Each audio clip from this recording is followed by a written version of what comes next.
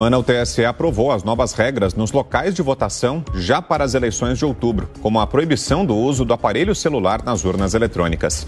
Maicon Mendes. O Tribunal Superior Eleitoral aprovou por unanimidade as alterações na Resolução 23.669 para incluir o trecho que disciplina a entrega do aparelho celular aos mesários e também a proibição do porte de arma de fogo nos locais de votação. A partir de agora, na cabine de votação, é vedado à eleitora ou o eleitor portar aparelho de telefonia celular, máquina fotográfica, filmadoras e equipamentos de radiocomunicação ou qualquer instrumento que possa comprometer o sigilo do voto, ainda que desligados. Para que a eleitora ou o eleitor possa se dirigir à cabine de votação, os aparelhos mencionados devem ser desligados e entregues à mesa receptora de votos, juntamente com o documento de identidade apresentado no ato da votação. A mesa receptora deverá ainda ficar responsável pela retenção e a guarda dos equipamentos. Concluída a votação, a mesa receptora restituirá à eleitora ou o eleitor o documento de identidade e os aparelhos retidos. Há um ano, os códigos-fonte ficam abertos para inspeção, para fiscalização, para que todos aqueles que queiram, e isso é público, todas as entidades públicas, privadas, partidos políticos, possam participar. Houve um aumento do prazo, o prazo era de 6 meses, para essas eleições houve o dobro desse prazo, 1 ano, exatamente para se demonstrar que o Tribunal Superior Eleitoral, o que ele quer é transparência. De acordo com o TSE, algumas sessões de votações em todo o país podem ter detectores de metais. Outra regra do artigo 154 da Lei Eleitoral deixa claro que a Força Armada se conservará a 100 metros da sessão eleitoral e não poderá se aproximar do local da votação e não poderá ainda adentrar sem ordem judicial ou até mesmo do presidente da mesa receptora nas 48 horas que antecedem o pleito e nas 24 horas que o sucedem, exceto nos estabelecimentos penais e ainda nas unidades de internação de adolescentes, respeitando o sigilo do voto. Ainda de acordo com o TSE, se o eleitor ou a eleitora descumprir a nova regra eleitoral, a Polícia Militar pode ser chamada. Além disso, arma de fogo também está proibida na sessão de votação.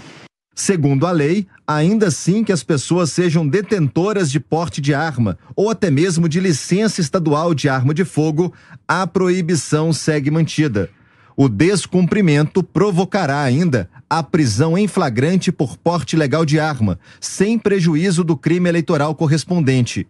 O objetivo, segundo Alexandre de Moraes, é garantir o sigilo do voto previsto na Constituição Federal, além de evitar eventuais coações aos próprios eleitores.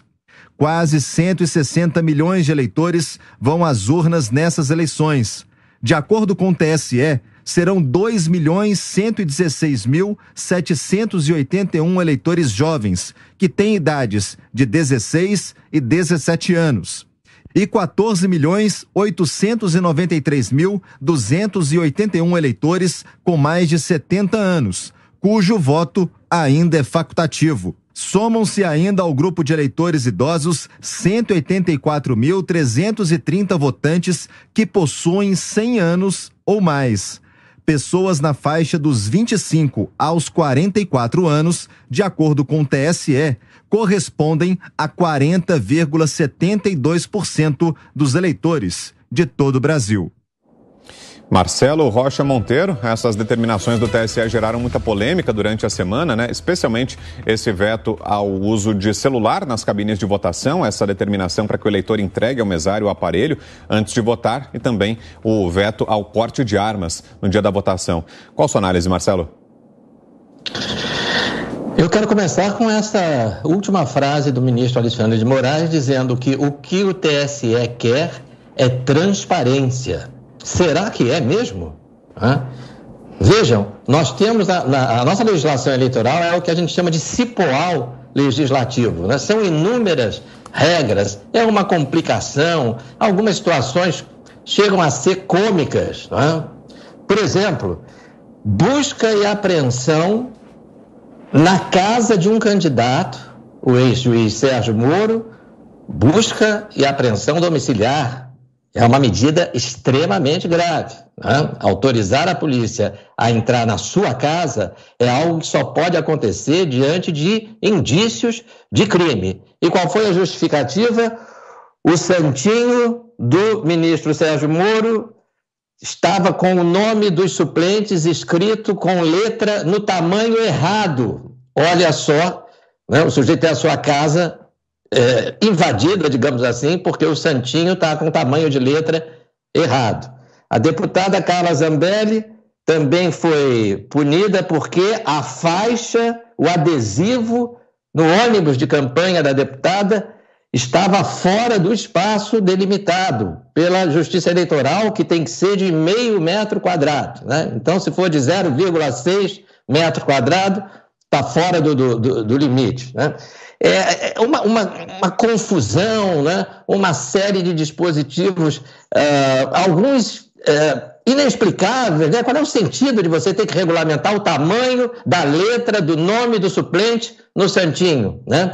E outros perigosamente subjetivos, né? Nós vimos aí, eu estava até conferindo agora na internet a reportagem aqui do Michael Mendes, dizendo que o Corregedor Nacional de Justiça, o senhor Luiz Felipe Salomão, está ameaçando de punição os juízes que fizerem postagens ou derem declarações criticando a urna eletrônica.